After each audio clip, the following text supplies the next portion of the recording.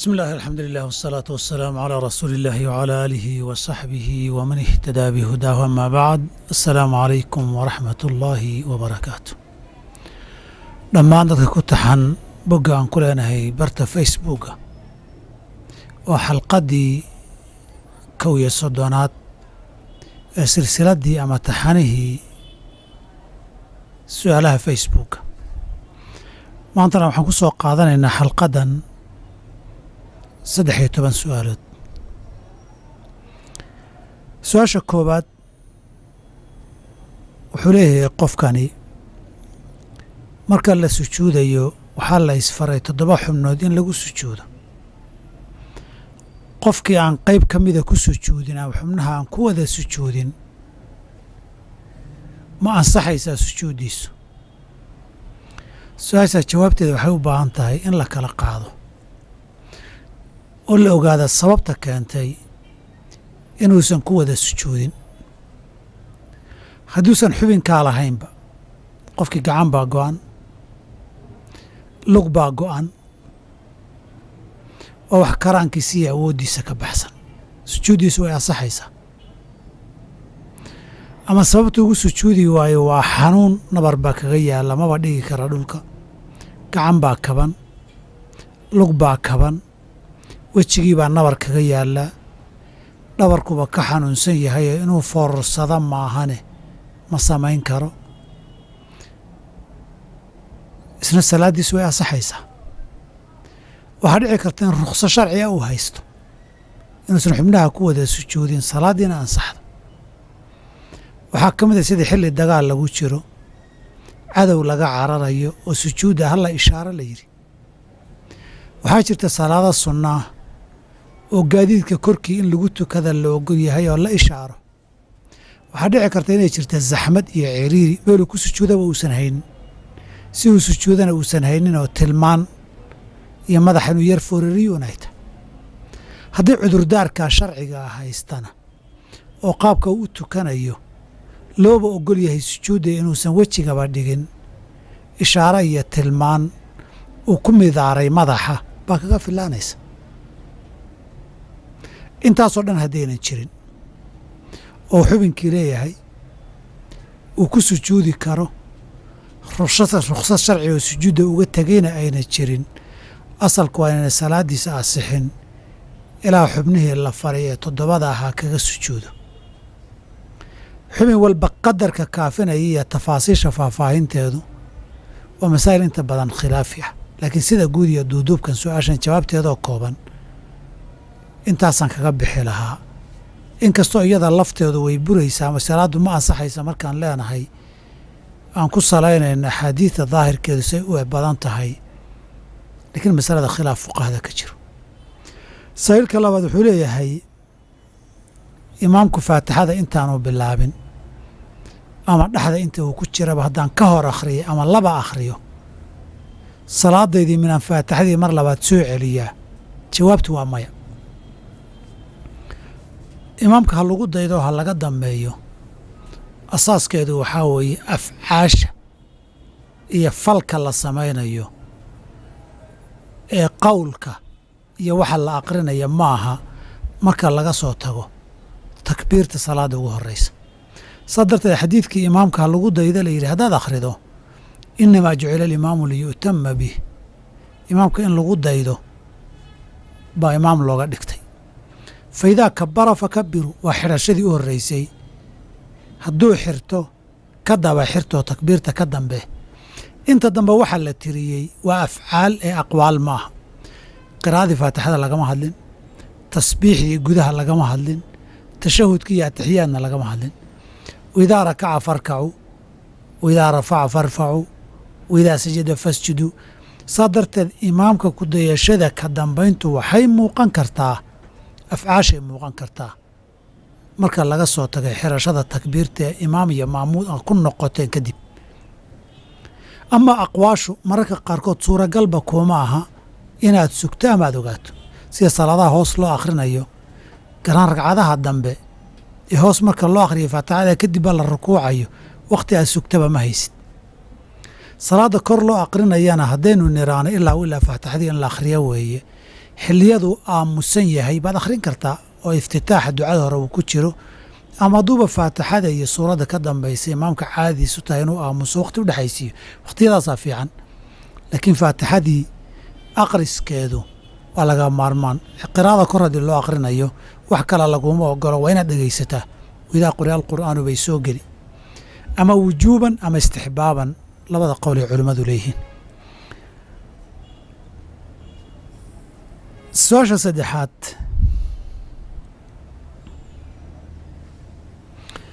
gabadhan waxay leedahay ninkaygi baan isku dhacanay, habeen bay ahayd miya ifur baan ku iri. wuxuu yidhi waayahay waagu haynoo beriyo, markuu waagu beriyaan warqadaada ku siinayaa. subaxiina way iga dhuuntay, kadibna waan iska heshiinay. arrintaa ma dalaaq baa? jawaabtu waa maya. subaxii baan ku furayaa, ku furi doonaa, ballanqaad furiin weeye ee furiin ma aha. wacdun bitalaaqi wey. hadduu hadalka u dhigo waagu markuu beriya waad furan tahay, wuu furay, laakiin furiinkiibuu ku xiray waaga berigiisa. markuu waagu beriyay furmaysaa oo talaaq mucallaqa wey. laakiin hadduu hadalku yahay markuu waagu beriyaan ku furayaa ama ku furi doonaa ee waagu haynoo beriyo, waa ballanqaad. hadduu furana way furmi markaa waqtigeeda la gaaro. hadduu siday gabadhu sheegtay ka dhuuntana wax dalaaqa ma dhicin. saxiifka afraad wuxuu leeyahay xilligan gabdhaha telefoon baa lagu mehersadaa, arrintaasi ma ansaxaysaa? jawaabtu horta telefoonkii labuu noqon karaa, inuu maqal keliya yahay iyo inuu maqal iyo muuqaal yahay. haddii maqalu muuqaal yahay, qofkuna qofkiiyahoo la arka yahay, qof goobta jooguu la xukum yahay. haddii dad garanaya qofkan telefoonka lagu haya ka muuqda iyadii gabadhu inay tahay, waa lagu meherin karaa. hadday cod tahay oo weligii meesha uusan joogin, codna iyo telefoonna ku meherinayo, ama ninkii guursanayay baa meesha ka maqan oo telefoon loogu meherinayaa, waxay u baahanaysaa in la hela dad markhaati ah oo dadkan iyo codkooda garanaya qofkani weligii inuu yahay ku markhaati furi kara. ilaan marka uu joogo shaahidku wuxuu mara ka yahay qofkii wilaayada lahaa, ama ha ku yeesho nasab, ama wakaalaha ku yeesho, ama wilaaye iyo qadaaha ku yeeshee, inuu qofkii yahay buu hadhow ku markhaati furaya. dadka markhaatiga noqonaya waa inay garanayaan inuu qofkani qofkii walaayada lahaa yahay, saan wax suuq madow laga dhex saaraay aanu iman, ama qofka loo nikaaxinayaay isagii hebel inuu yahay garanaya waa inay yihiin. inta haddii la helay sida cuquud iyo heshiisyada kale telefoonka loogu galo ayaa tanna loogu geli karaa. saa'ilka shanaad wuxuu leeyahay waalidkay ayaa waxay aaminsan yihiin buu yidhi, waalidkay waxay aaminsan yihiin in koonanka islaani ka taliso, allahna u xil saaray in naftii nabigu sal ly slam ku jirto. sheekha ayay siyaartaan iyo khuraafaad kale oo shirkiyaad ah. intaan ka fahansanaa arrinkan waan u caddeeyey, balse culummo wax geli marna uma tegin. dadkaa maxaan kaga talagalaa ama ugu soo hagaa muslim ama gaal? dabcan mas'aladan uu tilmaamay qofkan saa'ilkiihii waa masale dhinac marka laga yidhaahdo tanaasukhul arwaax la yidhahdo wey. naf baa qof ka baxaysa oo qof kala gelaysa. hebel markuu dhintay naftiisii hebel bay u wareegaysaa. waana madhab khulaadda suufiyada ah. asalkiis waa madhab laga soo qaatay hunduusta, oo hunduusta waxay rumeeyeen wax tanaasukhul arwaaxa la yidhahda caan ku ah. dawaa'iftooda saddexda ahee baraahamada iyo ilaa joodarada aad ka gaartana naftii fiicnaata hadday dhimato tabaqada ka sarraysa ee gelaysaa kaashtara iyo wiishaa iyo waxyaabahan ay yidhahdaan adyaanta iyo firaqa markay ka hadlayaan. waana madhab u soo guuray oo arwaax baa wakiil ka ah nabigii, marba meel bay joogtaa iyo hebel bay ku jirtaa la yidhaahdo. madhabka tasawufka khulaadda waxa soo galay kufriyaadka iyo shirkiyaadka galay bay ka mid tahay. naf dhimatay ma soo noqoto. wa xaraamun calaa qaryatin ahlaknaa annahum laa yarjicuun. jismina uma soo noqdaan, arwaaxan adduunyada nool uguma soo noqdaan. masaladaasi waxay la mid tahay uun dadka muslimka ah ee ashahaadanaya ee ku dhaca kufriyaad iyo shirkiyaad ama qawla ama ficila ama ictiqaada. waxay u baahan tahay dee waxaa qiimayn kara qof culimo iyaga arkay inay xujadii ku ogan tahay iyayna ku ognayn. haddii cid ahlulcilmi ah oo looga qaateenihi ay xaqii u caddayso xujadana ku oogto wixii ka dambeeya ay ku adkaystaan dadkaasi gaalay noqonayaan. haddii iyagoo ashahaadanaya waxyaabo shirkiyaada dadku sameeyaan ama ku hadlaan ama rumeeyaan caamana ay yihiinoo wax xujo ku oogay oo sharci oo taquumu bihi alxujatu aanay jirin, asalkooda xukumka islaamka daahirkiisa ahaa baa la siinayaa. xilligii nabiga dhacday calayhi salaatu wasalaam in dad markaa soo islaamay fatxu maka kadib ay dhaheen ijcal lanaa daata anwaatin kamaa lahum daata anwaat. gaaladaba geed ay caabudaan bay leeyihiine annaguna geedaannu barakaysan caabudna noo samee. nabigu ma odhan gaalaa tihiine waxaan inuu gaalnimo yahay buu u sheegayoo awah kamaa qaalat banuu israa'iila limuusa ijcal lanaa ilaahan kamaa lahum aalihatun buu yidhi. masaa'ilka cudrigii iyo jahlidee loogu cudurdaari iyana waa masaa'il nusuustana ku badan. asalka ka mas'ale ahaan tafaasiisha marka laga tagana maxalu ijmaaca weeye bayna ahli ilcilmi. masaa'ilka lexaad wuxuu leeyahay nin imaam ah ayaa jira oo aannu ku daba tukanno. qur-aanka waa xifdisan yahay, marna waa ka khaldamaa. hadduu ka khaldama in loo sheega ma yeelo oo ma kaa yeelaya tiisuu wadanayaa. ma ku daba tukan karnaa?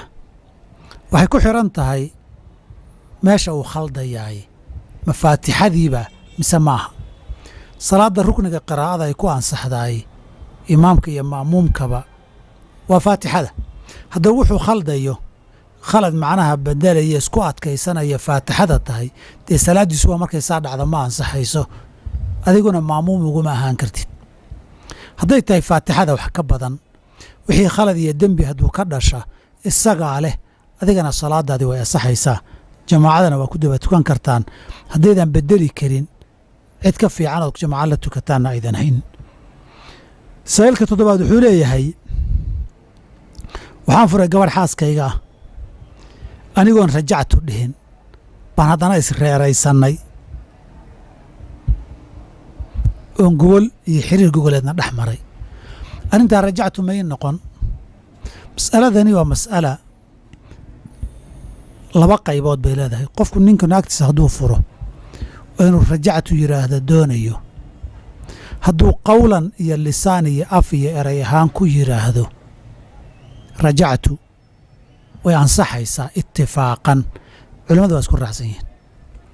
hadduusan qowl u dhihin ee sidanoo kale ficil xiriir gogoleed ama waxyaabaha hordhacaysa oo kaleeta ay yimaadaanoo istataabashadii shumintii iyo wixii mubaasharada la dhihi jiray oo kaleeta, booskii rajactu qowlkii ma gelayaan mise ma gelayaan? masale fuqahadu kala duwan yihiin. fuqahadina shaaficiyadu waxay yidhahdaan maya, ma gelayaan. fuqahay ka mid yihiin xanaabilada iyo fuqahada xanafiyada iyana waxay yidhaahdaan way gelayaan. fuqahada maalikiyadu niyadday eegayaanoo hadduu markuu falkan samaynaya soo ceshi niyadiisu ahaydna way noqon, haddii kalena noqon mayso. masalada asalka khilaafkeeduna masale rajactu keliya gaar ku ah maaha. culimmadu waxay isku hayaan wixii qowl looga baahnaa ficilku booskiisii ma geli karaa mise ma geli karo, gaar ahaan waxyaabaha cuquudda la xiriira. waana masalada waxyaabahan buyuucda marka la gadanayo lacagta miiska saarta alaabtiina qaadiyo ay soo hoosgalaan waay beeculmucaataadka ay yidhaahdaan. mutlaqan ma la diidaya wada diidaya mise lama diidayo? waxa yaryarya waxa weyn ma la kala saaraya? masale tafaasiil badan way, laakiin asalka qaacidada la isku hayaay ficilku booskii qowlka ma galaa waxyaabaha cuquudda ah ama cuquudda shabaha. aniga waxaa ila raajixa qowlka xanafiyada iyo xanaabilada oo ah inuu gelayo. fuqahada shaaficiyaduna mucaataadkii hore markay diideen mutaakhiriintoodu waa ku adkaan waayeen. qolyo kala saarta waxa yaryarka iyo waxa waaweynayo, qolyo iskaba ogolaata bay labadaba isugu jiraan. saas darteed aniga waxaa raajix ila ah inuu ficilkaasi noqonaya rajactu booskeedii gelayo, laakiin waa masalada khilaafigoo fuqahada shaaficiyada iyo rag kale ay diidan yihiin. saa'ilka sideedaad wuxuu leeyahay maxaa loola jeedaa qabriga qofka inuu qabanayo see laysu waafajinayaa qofna qabriga qabashadiisiiyo mar in laysku dhajiya kama badbaado iyo qabrigu rawdata min riyaadiljanna wey mas'alada ah in qabrigu uu qabanayo qofna ka badbaadaynin oo masale axaadiisteedu asaxday oo sugan tahay wey mid waa sugan yahay oo ilmo sabi oo nabigu u aasay inuu wuxuu yidhi qof hadduu ka badbaadaya qabriga qabashadiisa iyo isku dhufashadiisa ilmaha yar baa ka badbaadi lahaa dabcan ilmaha yarka wax loo xisaabo ma laha marna wuxuu yidhi nabiga alai slam sacd ibnu mucaad fasaleetigiisa iyo adduunyadii waxa ku yaalloo dhan ka khayr badan la yidhi oo carshiga ilaahay geeridiisii u gilgishay yaa wuxuu yidhi qof hadduu ka badbaadaya qabriga yar qabashadiisa iyo isku nabiddiisa sacd ibnu mucaad baa ka badbaadi lahaa mas'aladaasi ma aha masalatu cadaabi alqabri maaha cala asaxiixi mas'aladaasi waxay ka dhigan tahay qofka mu'minka iyagoo darajada u sarrayso ambiya iyo wax walba leh adduunyada markay joogaanba way xanuunsadaan way walwalaan way murugoodaan nabar baa jirkooda ku dhacoo xanuujiya aalaamta ay marayaan qiyaamada marka la joogo dheerarkeeda dhibkiisay maraan fasaca argagaxa qubuurta laga soo baxayay maraan waxay maraan siraadka jahannamo korkeeda iyo khatartiisa iyo dhibkiisay maraan wayna ku wada qasban yihiin intaa inay maraan qadaran wa qadaa'an tanina waxay la mid tahay waxyaabaha qadaran wa qadaa'an alamkeedii iyo ay marayaan iyo xanuunkeedee masaa'ilkii lama gaarin weli cadaabulqabri iyo lama gaarin waxay la mid yihiin oo kale su-aalaha munkar iyo nakiir iyo argagaxooda leh ay marayaan dadku wada marayaan iyo imtixaanaadkeeda la marayo adduunyada lagu marayo qabriga lagu marayo xashriga iyo bacdiga la marayo qiyaamada lagu marayo siraadka lagu marayo kuwaasay la baab yihiin oo la mid yihiin waxaadna ka egtaa iyadoo faahfaahinteedaan filaya haddaanan halmaamin ama xasuustaydana wax u dhinmin alimaamu adahabi fii siyar aclaami nubala tarjamada sacd ibnu mucaad radi allahu canhu wa ardaahu markuu ka hadlayay baan filayaa hadalkaas inuu sheegi jiray rag kale oo ka dambeeyoo badanna ka soo guuriyeen saylka sagaalaad wuxuu leeyahay gabar iyo wiil walaalo ah oo yurubta inay u dhoofaan raba ma isku qaadi karaan xaflad intay dhigtaan inay isqabaan jawaabtu waa maya amaa inayna bannaanayn oy kabaa'irka ka mid tahay waxaan rajaynayaa inaan shaki gelin khilaafkeeda shaki wuxuu gelayaa oo khilaaf ku imanayaa waxay sameeyeen gaalnimo diinta looga baxa ma tahay mise loogama baxayo asalkuna waa xadiidkii anas ibni maalik ee uu leeyahay abtigii baan arkay oo ciidan iyo calan la siiyey oo duulaana maxaan dhacay baan idhi waxaa uu yidhi buu yidhi hebel baa la ii diray xaaskii aabbihii ka dhintay buu aroostay oo la aqalgalsaday oo guurkaas uga guursaday inaan madaxa soo gooyaana la ii diray xadiidkaasay culimmadu isku khilaafeen ninkaasi ma nin kabaa'ir sameeyey buu ahaa oo wax xaaraan ahaayoon sharcigu oggolayn sharci u ekaysiiyey saasaana loo dilay maxram u dhowaanshihii iyo ugalmadii mise waxaa loo dilay gaalnimo waxayna ku salaysan tahay riwaayaadka odhanaya xoolihiisana inaan khumus geliyo sida gaaladii ula dhaqmo ma ansixin mise ma ansixin dabcan kolba khilaafka aqwaasha ah waxaad ka fiirin kartaa alimaamu atabari tahdiibu alaahaar xadiidkan meesha uu ku wariyo waa kaga hadlay waxaan uga jeedaa inay dembi weyn tahay khilaaf inay gala ma ahane wuxuu sameeyey heer gaalnimo ma dhan tahay mise ma dhanna wey intaa waxaa dheer inaan wakhtiyo badan wakhti dheer oon yurub joogay waddan holland la yidhahdoon joogay waxaa ka dhacday dhacdo dad saasoo kale isku keenay kadibna intee dee waddankii markuu tago waa inay guri wada degaan oy seexdaan markii dambana waxaan ficnayn dhex maray oo qaarkood iskandinafiyanka iyo loo dhoofiyey oo loo masaafuriyey oo loo caydhiyey ama loo dhuumiyey baan garanayaa saa'ilka tobnaad wuxuu ina leeyahay haddaan adkaartan akhrisanayo meelaha shidan qaar ka tago maxay noqon macnaha ma isbedelayaa dabcan qasab ma aha macnaha inuu isbedelo xuruufaha shidka laga tago qaarna macnuhu waa bedelmaa qaarna ma bedelmo guud ahaan waxay soo gelayaan waxaa la yidhahdaa laxnigu hadduu macnaha bedelayana dee ma bannaana qofkii garanaya inuu sameeyey kas in loo sameeyo. qofkaan garanaynin dee waa macduur oo cudurdaar buu leeyahay, laakiin qofkii garanaya laxni macno bedelaya inuu sameeyo lama ogola. macnuhu ma isbedelayaa dee markii tusaale iyo kelmadda qofka uu shidka ka tegey la arko baa la garan karaa kelimadihii macnuhu isbedelayay miyaa mise maaha. saa'ilka xiga ee 11aad wuxuu leeyahay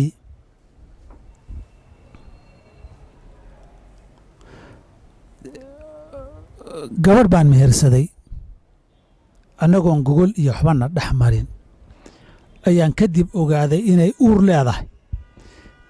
cunuga uurkeeda ku jira muxuu noqonayaa, meherkiina ma ansaxaya? dabcan dee waxay u baahan tahay gabadhan horey ma loo soo guursaday, ma nin bay soo kala tageen, uurkan sababtuu ku yimid maxay ahayd in la ogaado baa ka horraysa xukunka.